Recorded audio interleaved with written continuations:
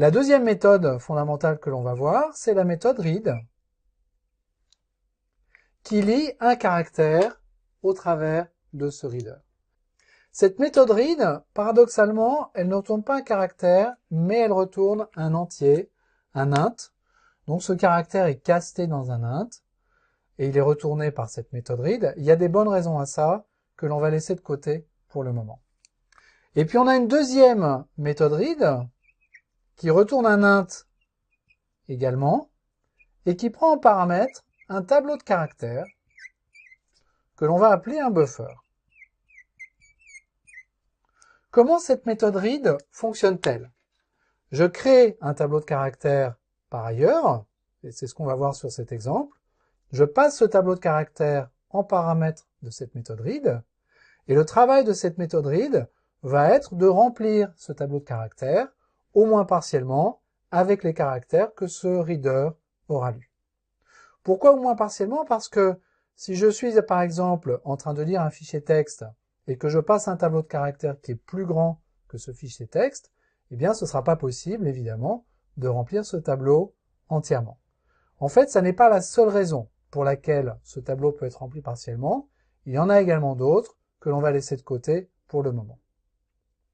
Cette deuxième méthode read retourne également un int, mais le statut de cet entier est différent du statut du premier. Cet entier, c'est le nombre de caractères qui ont été effectivement copiés dans ce tableau. Donc si je passe un tableau dans lequel il y avait déjà du contenu, eh bien je sais qu'il faut que je m'intéresse uniquement aux 12 premiers caractères par exemple, si cette méthode read me retourne 12. Si cette méthode read retourne -1, ça veut dire qu'il n'y a plus de caractères à lire, que les derniers caractères ont été lus au travers de ce reader.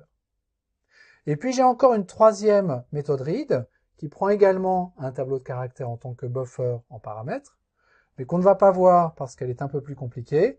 La seule différence entre cette deuxième méthode read et la troisième que je n'écris pas, c'est que plutôt que d'écrire les caractères à partir du début de ce tableau et sur la totalité du tableau, on va passer en plus un offset et une longueur pour dire eh bien je veux que tu m'écrives des caractères dans ce buffer, mais seulement à partir de la 10e case et sur les 50 cases qui suivent par exemple.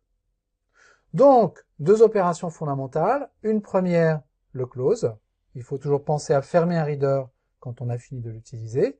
Et puis, trois méthodes read. Une qui lit les données caractère par caractère. Une deuxième qui les lit dans un buffer.